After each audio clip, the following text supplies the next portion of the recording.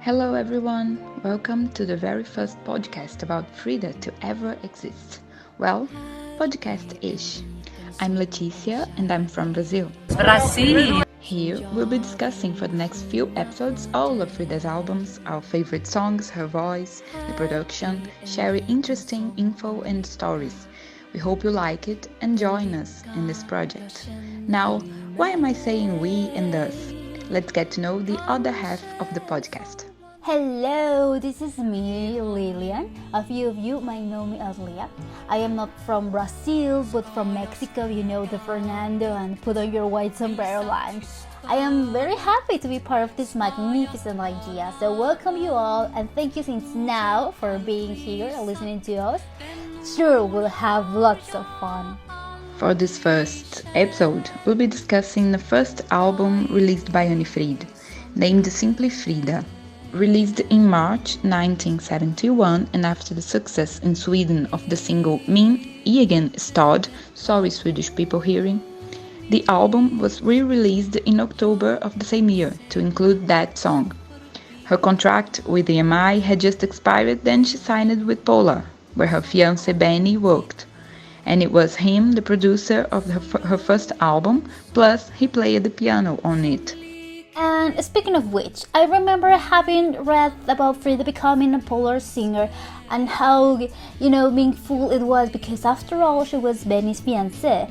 Now, let's imagine how important it was for Frida to plan and record this album, not only because her love was involved, which I think made the whole process much more exciting, but because it was her debut album.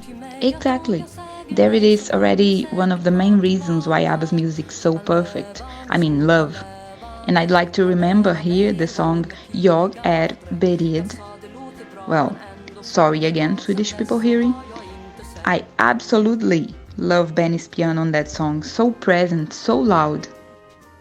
Compilations of covers in Swedish. It's soft and fresh, I must say. I seldom listen to that album, but although it doesn't own too much hits, I believe that one's special due to what it represents. It was her first album. Just imagine the 26 years old Frida, excited and full of hope because she was finally materializing her dream into a cassette or a vinyl. Oh, I wish we had at least one image of her in the studio recording this album because I'm sure we would see her eyes sparkling in excitement, her smile, the whole process. And despite that the album doesn't have many hits and some songs are covers, Frida makes each of them her own. She imprints her signature through her voice, that jazzy way of singing brought from what she used to sing in the 60s. There are two songs in this album that I really like, which are Lycka, a masterpiece of course, created by Benny and Bjorn as we know, and also a song for them in their own album. But I will say I like Frida's version best. Her voice gives the melody and the lyrics a higher meaning, or at least for me, which is something that I always say.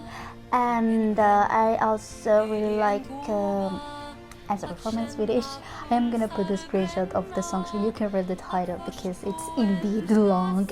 It's Jag blir galen, not Jag tänker på dig, or something like that.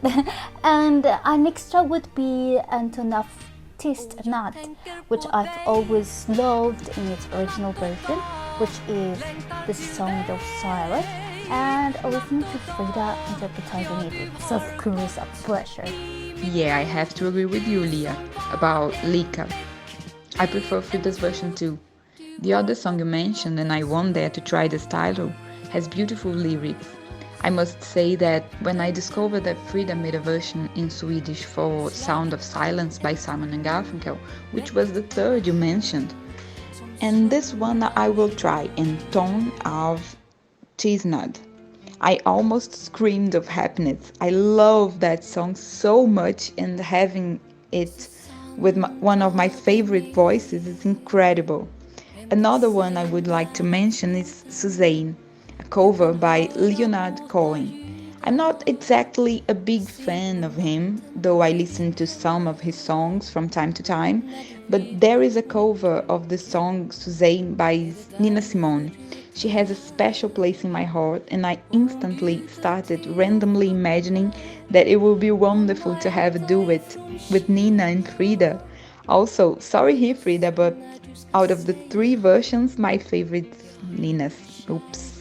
And I couldn't talk about Frida's Beauty album without mentioning Barn and Solver, with its calming feeling both in melody and lyrics, of a cozy night, of a happy family, the couple enjoying themselves, the children sleeping, the whole atmosphere of a filmy ending, all problems solved, just happiness lasts. Certain songs have this power, we can create images with their atmosphere, and I think it just proves how wonderful they are.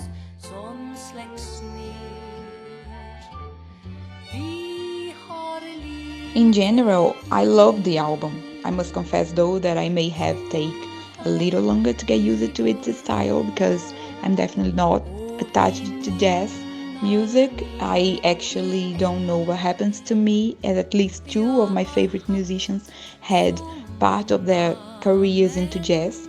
Anyways, this album is full of Frida's low registers, which is the one that captured my attention first.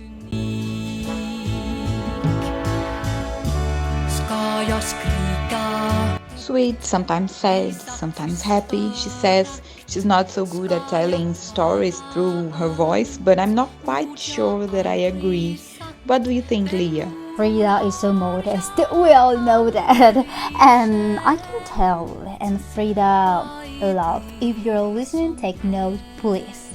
She definitely has the ability to tell a story. Sometimes, it is not the melody, but the interpretation, the voice of the singer, and the emotion they put on it, what makes you live the song. And that's exactly what Frida does. She takes you to another place when she starts to sing.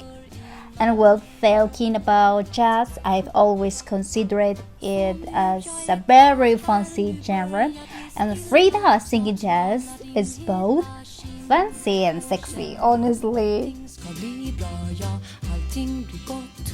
Well, that's it for today, people. Thank you very much for listening, and we'll see you next episode. Don't forget to share in the comments what you think about the album, about this project.